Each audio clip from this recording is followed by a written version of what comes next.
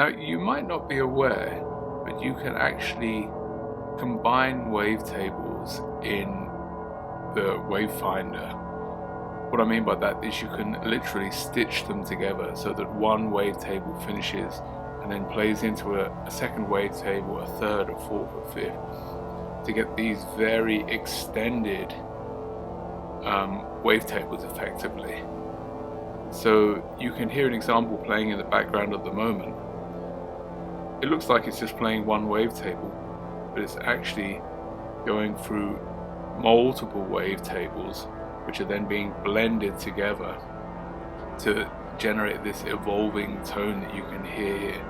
So what we'll do in this video is we'll look very quickly at how you can set this up very easily, how you can generate these extended wavetables, and then afterwards I'll show you, if you're interested, how you can set up Tonverk to get these evolving tones you can hear in the background. So let's have a look then at what's going on the wavetable level.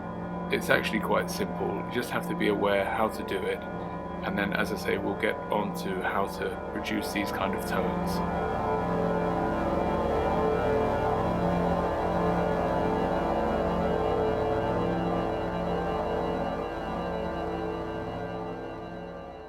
Okay, so I've got a track set up here, track 2, and what we'll do is we'll set it up very quickly to achieve these extended wavetables.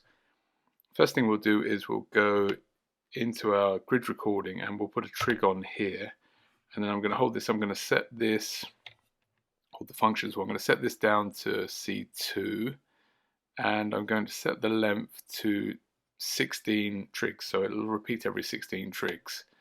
Okay, so we can come out of there now, that's done.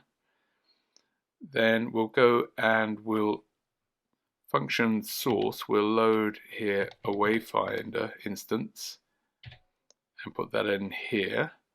Now we can go up here and choose a wavetable. I've got a whole selection in here, but I'm going to go to some specific wavetables simply because I've set them up with 3. A middle one, a one above, and one below. And we'll select the middle one here and press yes here.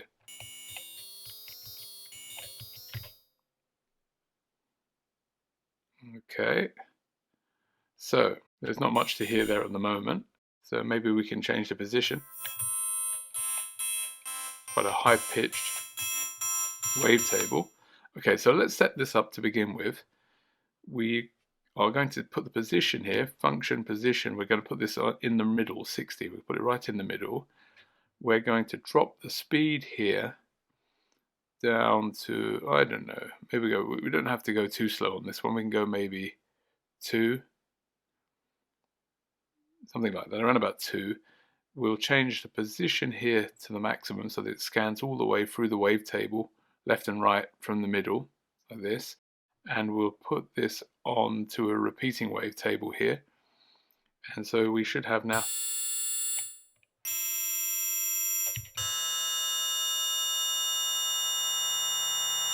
a wavetable that we're moving through very slowly.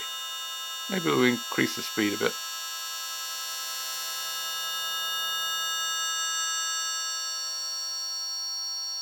It doesn't sound very nice at the moment. Okay, so now if we press play, we will scan through this wavetable. Nothing special going on there. When it gets to beginning, it repeats. A bit jarring, but we'll leave it like that. Now, how do we get this then to flip to a new wavetable? Well, what we can do here is we can go into the modulation menu. We can set here the oscillator slot, oscillator 1 slot. Yes, we'll select that, and then we're going to, I'm just going to make some speed adjustments here. I'll set this to 16 and 8. I believe that should then repeat every 16 steps. And then we're going to look at this depth here. Now the depth if you remember here, if I go to the wavetable selection, I have 3 wavetables. Now this wasn't documented anywhere, I couldn't find this, but I did a bit of experimentation. Effectively, when we set the depth in a second, if I set it to 1 and have a sine wave, then it'll go 1 here, 1 above. So it'll go on the lower part of the sine wave down to here and the upper part to here. If I wanted to have, let's say, more than 3 wavetables, if I had 5, then I would have 2 down, so I'd have to set the depth to 2. So I'll show you what I mean by that. Come out of that. So if I go back here and I set my depth to 1 now, and press play, I'll just up the tempo a little bit.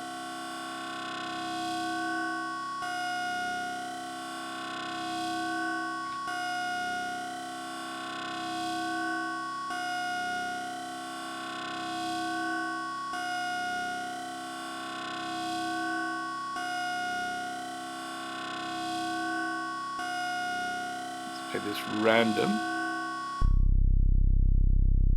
There we go, because I wasn't quite catching, maybe I had my speed wrong. So now you can hear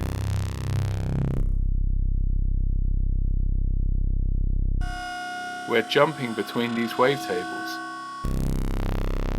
and I can show this with the depth. If you remember, I set this to 1. If I now increase this to 2 or higher, then we get silence, because it's effectively jumping outside of this range now, and it's somewhere maybe down at 29 or 30 or whatever, or down here at 20, wherever. So if I go back to my modulation and drop this back down,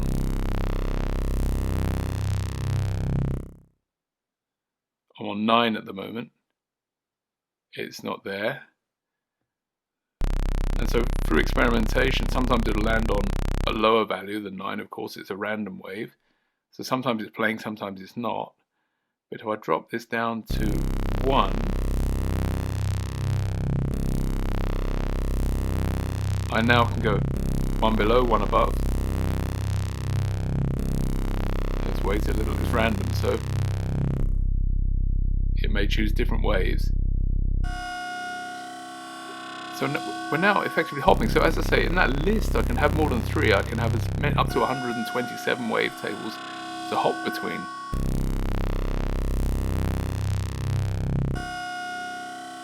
Now, this I've not set up to do anything special. This is really just to demonstrate.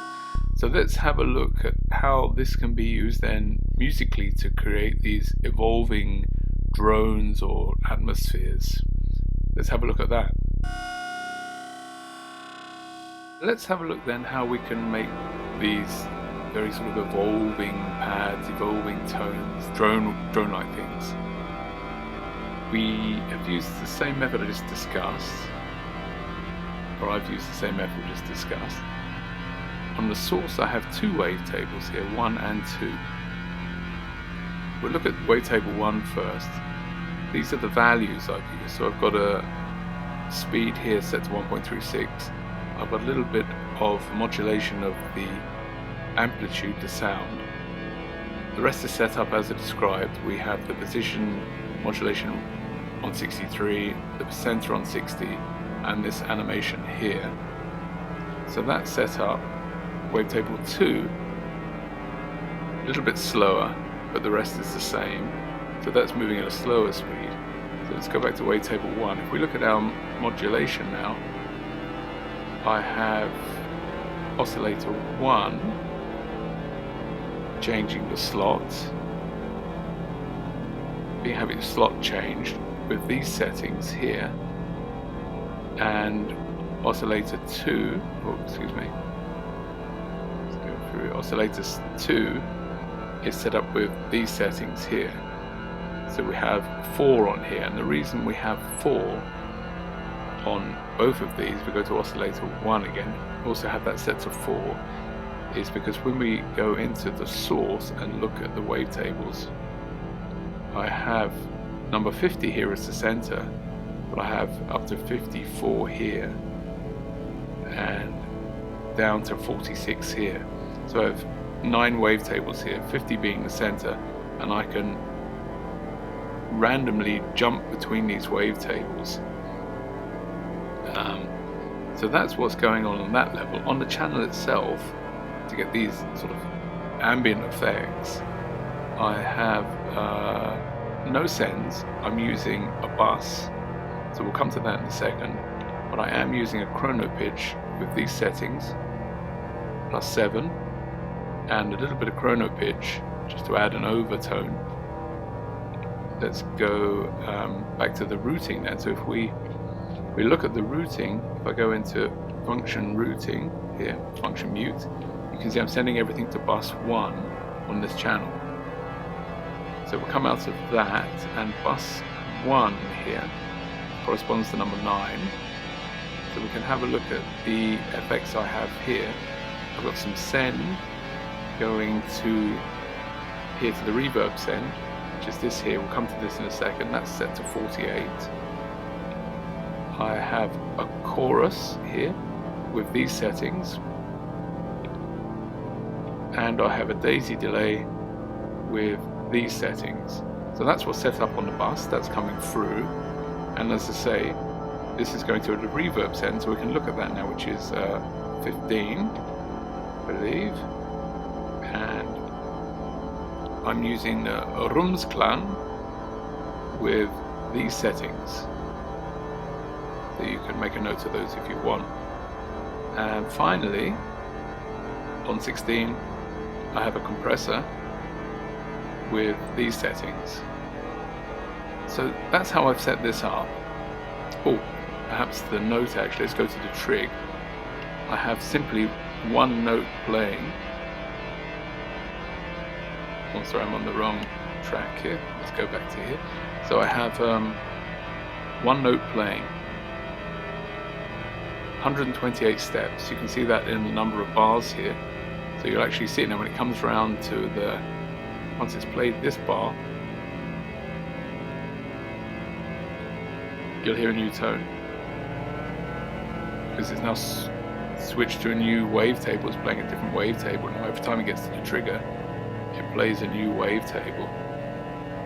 And that's it. So yeah, the pages are set up for this number, 1 to 8 steps. This is set to 1 to 8, and that's it. And then it just evolves like this. You can just sit here and, you know, look out the window if you like. But okay, that's everything. And that's pretty much it for the video. I hope this has been useful and that you can learn something. If you're not aware of this function, that it's something new, that you can make use of it. Okay, thank you for watching anyway. Take care.